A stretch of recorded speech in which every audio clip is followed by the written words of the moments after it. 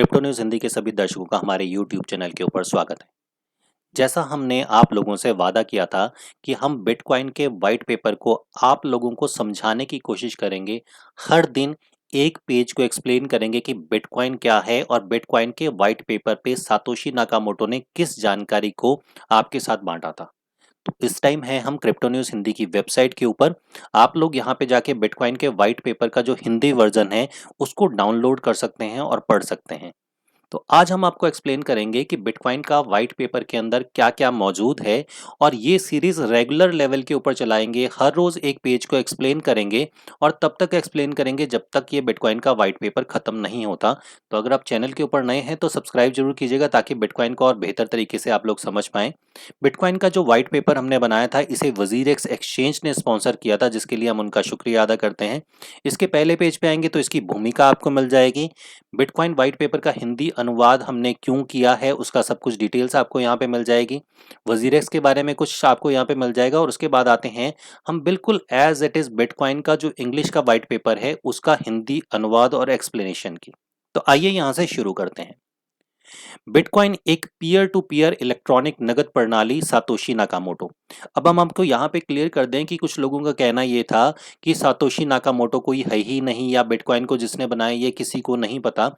लेकिन हम लोग इस बिहाव पे कहते हैं कि सातोशी नाकामोटो बिटकॉइन का जनक है, क्योंकि इसका जो व्हाइट पेपर सामने आया उसके पहले पेज के ऊपर एक ईमेल आईडी अवेलेबल है जिसका नाम, जो ईमेल आईडी है satoshi@gmx.com।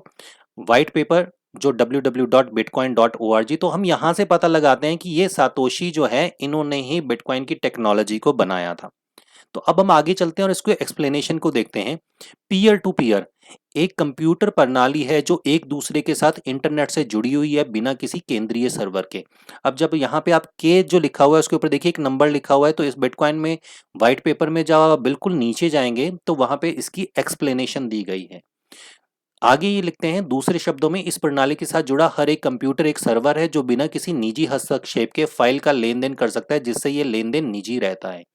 तो इसका टोटल मकसद ये था। पीयर टू पीयर का मतलब ये है कि एक पर्सन ने दूसरे पर्सन को कुछ ट्रांसफर किया बिना किसी तीसरे सर्वर के या बिना किसी तीसरे पर्सन के। और जिन कंप्यूटर से ये सारी की सारी ट्रांजैक्शन होती हैं, ये ट्रांजैक्शन ब्लॉकचेन पे जिन कंप्यूटर प्रणाली से जाती हैं, वो सारे कंप्यूटर अपने आप में खुद में ही एक सर्वर होते हैं। तो कोई केंद्रीय सर्वर नहीं है, यानी कि सेंट्रलाइज सर्वर नहीं है, इसीलिए हमारी इंफॉर्मेशन जो है वो निजी रहती हैं और इसका कभी किसी को पता नहीं चल सकता। आगे सार के अंदर लिखते हैं, इलेक्ट्रॉनिक नगद लेन देन पीयर टू पीयर प्रणाली के माध्यम से ऑनलाइन एक व्यक्ति से दूसरे व्यक्ति तक भुगतान करने की सुविधा बिना किसी वित्तीय संस्थान के हस्तक्षेप के उपलब्ध करेगा। इसका मतलब ये है कि जैसे आज की डेट में मान लेते हैं कि आपने किसी को पेमेंट देनी है। जैसे आपने अपने बच्चे की स्कूल फीस उसके स्कूल में जमा करानी है ऑनलाइन, तो इसके लिए आपको अपने बैंक की इंटरनेट को यूज करना पड़ेगा। तो लेन देन जो था वो था आपके और आपके बच्चे के स्कूल के बीच में, लेकिन तीसरी पार्टी को यूज करना पड़ा बैंक।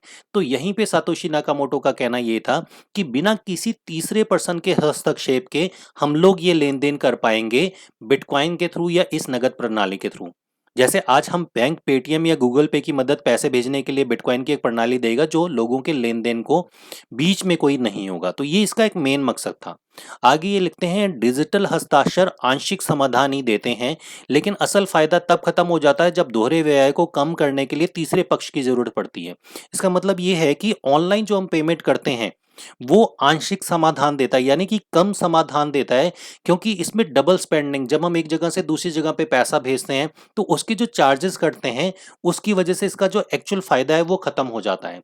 हम इस दोहरे व्यय की समस्या को रोकने के लिए पीयर टू पीयर नेटवर्क को पेश करते हैं।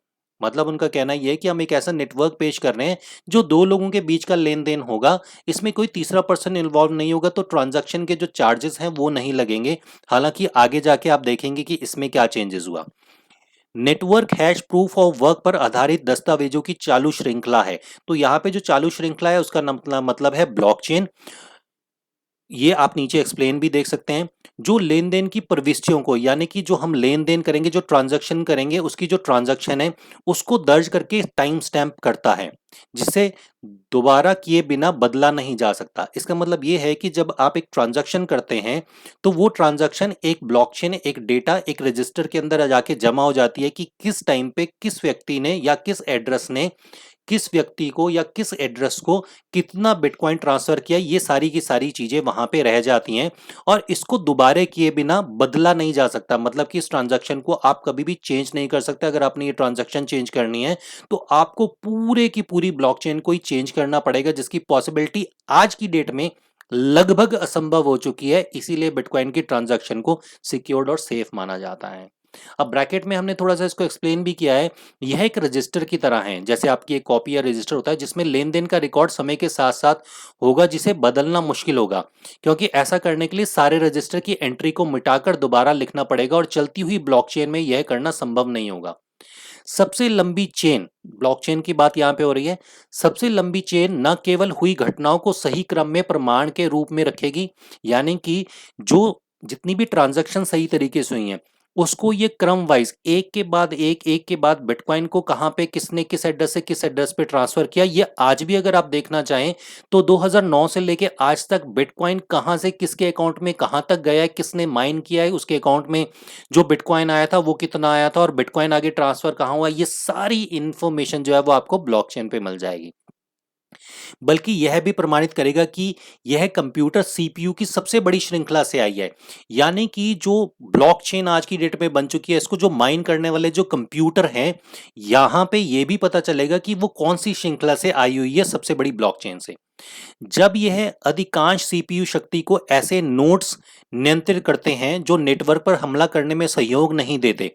इसका मतलब यह है कि जो सीपीयू, जो कंप्यूटर हैं, जो आज की डेट में बिटकॉइन को माइन करते हैं, ये हम आगे समझेंगे कि माइनिंग क्या होती है। ये जो नोड्स हैं, इस एक कंप्यूटर को एक नोड्स कहते हैं और इनका कहना ये है कि जब तक ये ईमानदारी से काम करते रहेंगे तब तक यह सबसे लंबी चेन बनाएंगे और हमलावर, यानी कि ये ब्लॉकचेन बढ़ती चली जाएगी और जो इस ब्लॉकचेन के ऊपर अटैक करने वाले हैं उसको रोकेंगे। तो इसका मतलब सिंपल ये हो गया कि बिटकॉइन की ब्लॉकचेन जैसे जैसे बढ़ती जा रही है, हर 10 मिनट के बाद बिटकॉइन का एक जो ब्लॉक बनता जा रहा है, तो इसको हैक करना उतना ही असंभव होता चला जा रहा है और ये जितने भी अटैक करने वाले हैं उनको धीरे धीरे पीछे छोड़ता जा रहा है और इसमें किसी भी तरीके का जो अटैक है या साइबर अटैक है वो होना आज की डेट में मुश्किल है। इसके आगे लिखते हैं, नेटवर्क के लिए न्यूनतम संरचना की जरूरी होती है। संदेश श्रेष्ठ प्रयास के आधार पर प्रसारित किए जाते हैं। अब यहाँ पे ये जो एक टॉपिक है वो है ब्लॉकचेन की जो माइनिंग करते हैं उनके लिए, कि जो ब्लॉकचेन माइन करते हैं उनके जो सबसे हार्डेस्ट, जो सबसे पहले ब्लॉक को एक्सप्लोर कर लेते हैं, ब्लॉक का पता कराते हैं, ब्लॉक को ले लेते हैं, उसके श्रेष्ठ प्रयास के आधार पर उनको ये ब्लॉक माइन करने के लिए दिया जाता है। नोड्स अपने अनुपस्थिति में जो कुछ हुआ उसके प्रमाण के रूप में प्रूफ ऑफ वर्क की सबसे लंबी चेन को स्वीकार करके इच्छा अनुसार नेटवर्क को छोड़ सकते हैं और फिर उन्हें उसमें जोड़ सकते हैं। यानी कि जो बिटकॉइन माइन करने वाले हैं वो अपनी इच्छा से इस माइनिंग को कभी भी बंद कर सकते हैं, यानी कि जो सबसे बड़ी ब्लॉकचेन है उससे बाहर निकल सकते हैं और जब चाहें फिर दोबारे से उसी सॉफ्टवेयर से बिटकॉइन के नेटवर्क से दोबारे जुड़ के दोबारे अपनी माइनिंग जो है वो शुरू कर सकते हैं। इन शॉर्ट, आपको जाने से पहले इस एक सबसे पहले वीडियो में बता दें कि माइनिंग एक सिंपल सी चीज है। एक व्यक्ति ने दूसरे व्यक्ति को बिटकॉइन भेजा, यानी कि एक एड्रेस से दूसरे एड्रेस के ऊपर बिटकॉइन यानी कि एक कोड को ट्रांसफर किया गया। प्रॉपर तरीके से एक कोड दूसरी कोड पे सही जगह पे पहुंच जाए और ये करने का जो सिस्टम होता है, जो कंप्यूटर ये काम करते हैं, उसको कहा जाता है माइनिंग करना और इसके बदले में उनको मिलता है बिटकॉइन। हर 10 मिनट में बिटकॉइन की जितनी भी ट्रांजैक्शन होती हैं वो एक ब्लॉक में जाती हैं और उस ब्लॉक को जब माइन पूरी तरीके से कर दिया जाता है, यानी कि एक ट्रांजैक्शन को सही एड्रेस के ऊपर सही तरीके से भेज दिया जाता है, तो ये काम करने का ऑटोमेटिकली बिटकॉइन का रिवॉर्ड मिलता है और बिटकॉइन का ये रिवॉर्ड आज की डेट में है तकरीबन $3.25 का। तो हर 10 मिनट में तकरीबन सवा तीन बिटकॉइन का, सॉरी, तो हर 10 मिनट में 3.25 बिटकॉइन जो है वो नया बिटकॉइन मार्केट के अंदर आ जाता है। टोटल बिटकॉइन जो निकलेगा वो में निकलेगा 2 करोड़ 10 लाख। ये है बिटकॉइन के व्हाइट पेपर की फर्स्ट पेपर की एक्सप्लेनेशन। इसके बाद है इसकी प्रस्तावना यानी कि इंट्रोडक्शन, जो डिस्कस करेंगे अगले वीडियो में। अगला वीडियो आप लोगों के लिए लेके आएंगे बिटकॉइन के व्हाइट पेपर की एक्सप्लेनेशन के साथ। तब तक के लिए क्रिप्टो न्यूज़ हिंदी के सभी दर्शकों को हमारी तरफ से नमस्कार।